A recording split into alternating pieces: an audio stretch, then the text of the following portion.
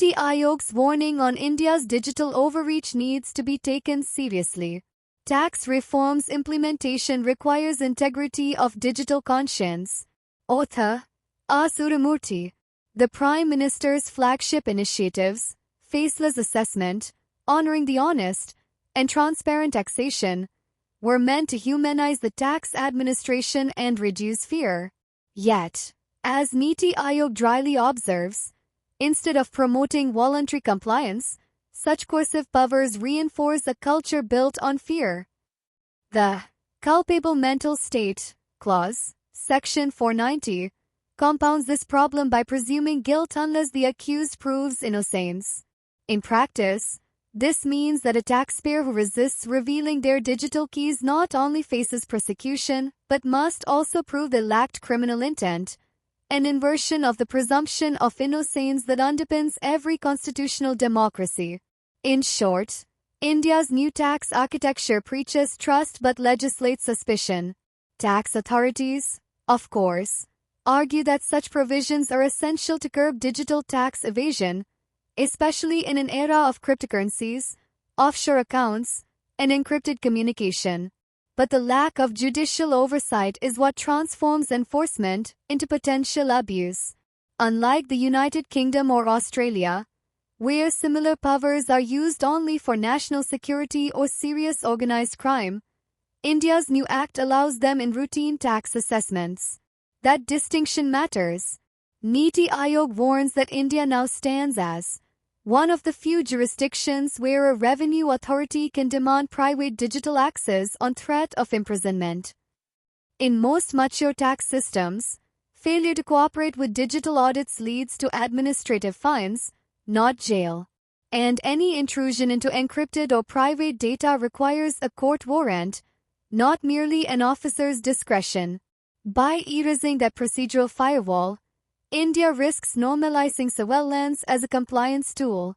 Seen in isolation, these clauses may seem technical, but in the broader context of India's expanding digital state, from IJAR authentication to facial recognition and the Digital Personal Data Protection Act, they signal a pattern of creeping normalization of coercive data access. When the same state that preaches data privacy for citizens also gives its enforcement agencies unchecked power to demand digital keys, it creates a dual moral order, one for the governed, another for the governors. Niti Aayog's unease reflects an institutional awareness that a surveillance state can easily wear the mask of reform. The paradox is evident. India wants to attract global investors with a predictable and rule-based tax environment, yet its new digital provisions could drive both citizens and companies into defensive secrecy. A law meant to build trust ends up breeding distrust, not between taxpayer and state, but between citizen and constitution. To its credit, Niti Aayog does not merely critique, it prescribes. The report urges the government to replace criminal penalties with civil fines for failure to assist in digital audits, to define clear limits on what constitutes virtual digital space, and to mandate judicial oversight for all digital searches. It also recommends restoring the prosecution's burden of proof, ensuring that citizens are not presumed guilty for exercising their right to digital privacy. These are not radical demands. They mirror global due process standards, but they also demand a philosophical shift, one that sees the taxpayer not as a suspect but as a stakeholder in national governance. The controversy over digital overreach fits within a larger struggle inside India's tax reform project.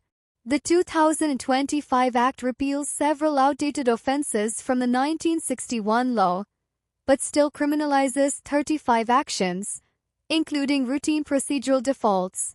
Niti Aayog's recommendations for tiered decriminalization, full removal of 12 minor offences, intent-based prosecution for 17, and criminal retention for only 6 serious frauds, represent a blueprint for what a proportionate, rights-respecting enforcement model could look like.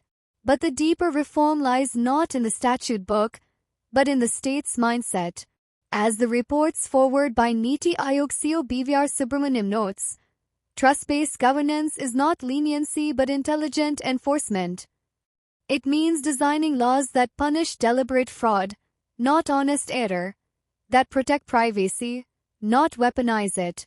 India's tax transformation, the paper concludes, will be judged not by how much data the state can compel, but by how responsibly it handles the data it already holds. If digital governance becomes synonymous with digital coercion, the line between reform and repression will blur beyond repair. The Niti Aayog's warning deserves more than polite acknowledgement. It demands legislative introspection. The question is not whether the state should have the tools to enforce compliance, but whether it can wield those tools without trespassing into the private lives of its citizens. For a nation that aspires to be Viksit Bharat, a developed democracy by 2047, the true measure of progress will not be the efficiency of its tax code, but the integrity of its digital conscience.